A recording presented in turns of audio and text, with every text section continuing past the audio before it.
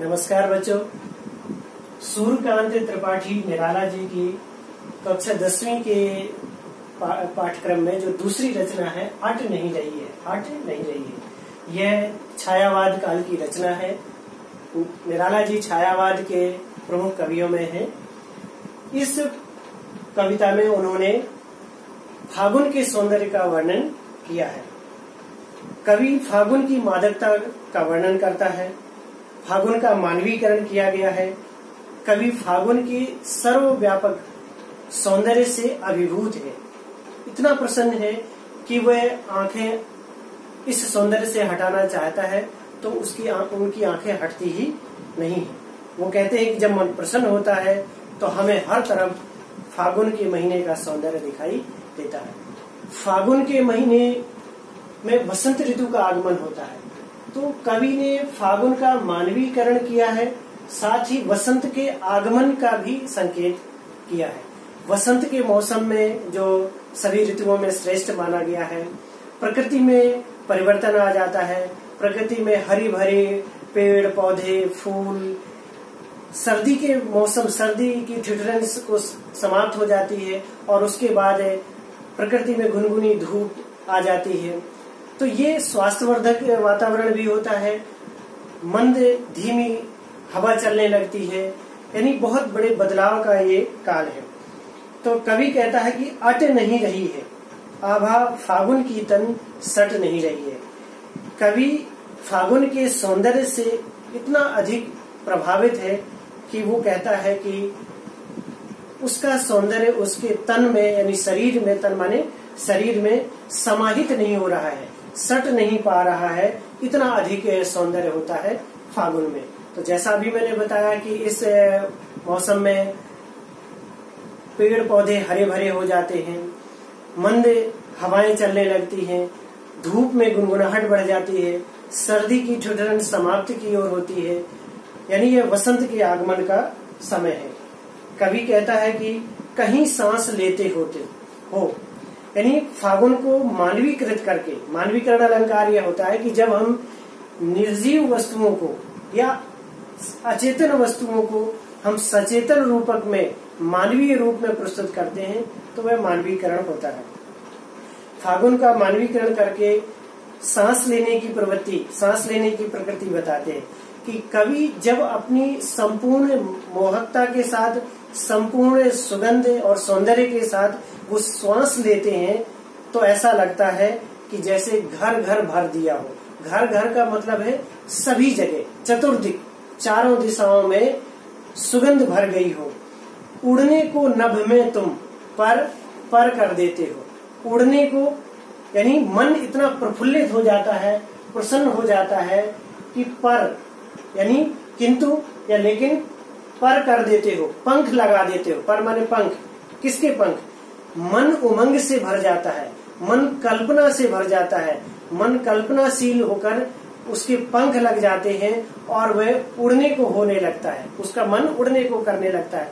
यानी कवि प्रकृति के साथ जुड़ करके, फागुन के सौंदर्य के साथ जुड़ करके इतना अधिक प्रसन्न हो जाता है कि उसके मन में कल्पना के पंख लग जाते हैं और वह उड़ने लगता है।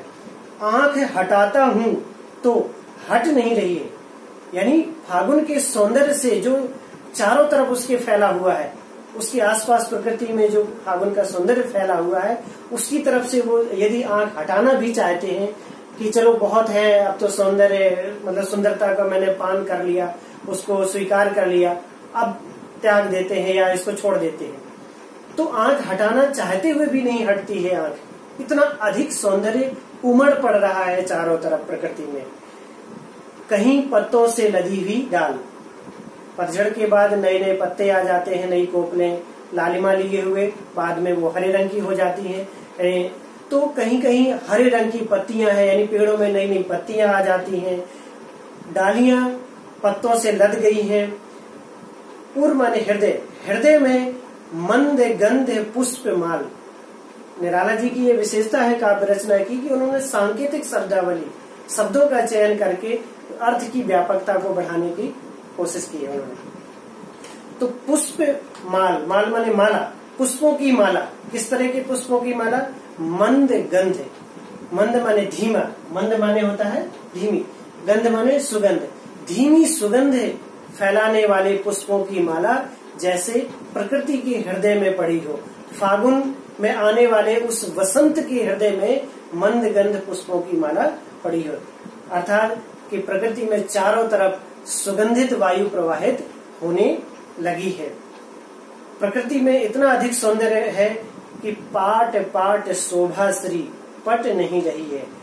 शोभाश्री सौंदर्य, सौंदर्य से भरपूर वातावरण को चारों तरफ समाहित करने की कोशिश की जा रही है, जगह जगह भरने की कोशिश की जा रही है, फिर भी सौंदर्य की अधिकता इतनी अधिक है, यानी सौंदर्य की अधिकता के कारण से समाहित करना चाह कर के भी नहीं हो पा रहा है। यानी फागुन का संपूर्ण सौंदर्य कभी अपने मन में, कभी अपने हृदय में समाहित करना चाहता है, तो भी वो समाहित नहीं हो पा रहा है, क्योंकि उसकी व्यापकता अधिक है, वह सर्वव्यापी है।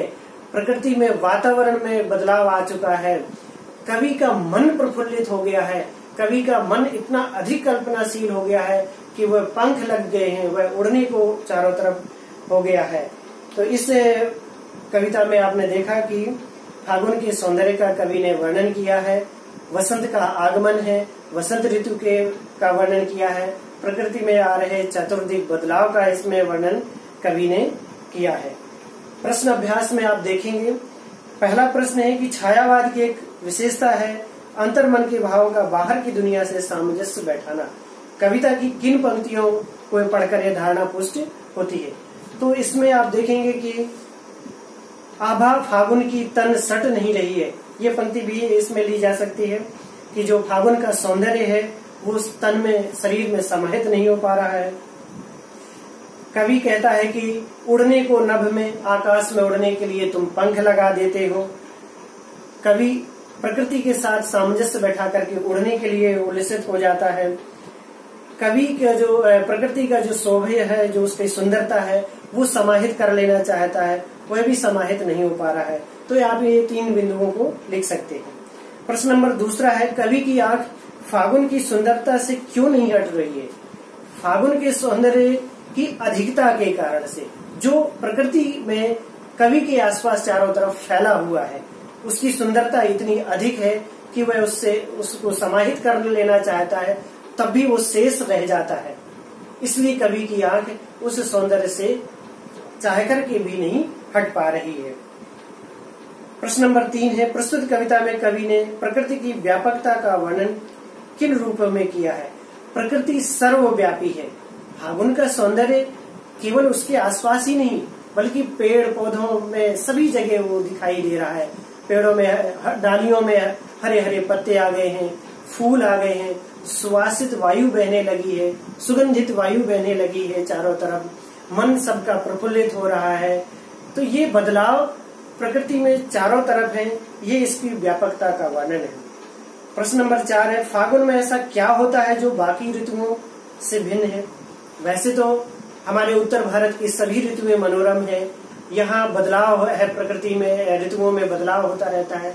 लेकिन आप अगर देखेंगे कि हमारी जो 6 ऋतुएं मानी गई हैं, उनमें से वसंत ऋतु सबसे श्रेष्ठ मानी जाती है। वर्षा, अत्यधिक वर्षा भी परेशान करती है।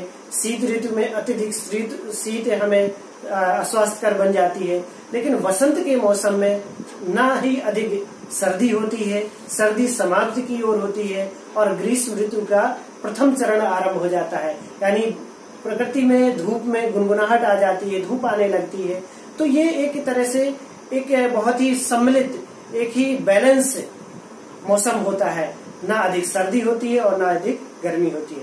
प्रकृति अपने कलेवर को बदलती है, पुराने पत्ते झड़ने लगते हैं, नए पत्तों का आगमन होता है, पेड़ों में नई नई कोपलें फूटने लगती हैं, बगीचों में, उपवन में फूल खिलने लगते हैं और फूलों के बगीचों से गुजरने वाली वायु सुगंधित हो जाती है। हमारा पर्यावरण बहुत ही सुंदर है। यदि हम इसमें सहयोग करते हैं, यदि हम चाहते हैं कि प्रदूषण से इसको मुक्त करें, तो वाकई यह एक शाब्दिक सौंदर्य नहीं होगा, बल्कि हम इसे अपने आसपास महसूस भी कर सकते हैं। तो इस प्रकार ये कवि के द्वारा लिखी हुई कविता अट नहीं रही है, अर्थात फागुन का सौंदर्य उनके मन में समाहित होकर के भी समाहित नहीं हो पा रहा है। ये कविता सूर्यकांत त्रिपाठी निराला जी द्वारा लिखी गई है। धन्यवाद।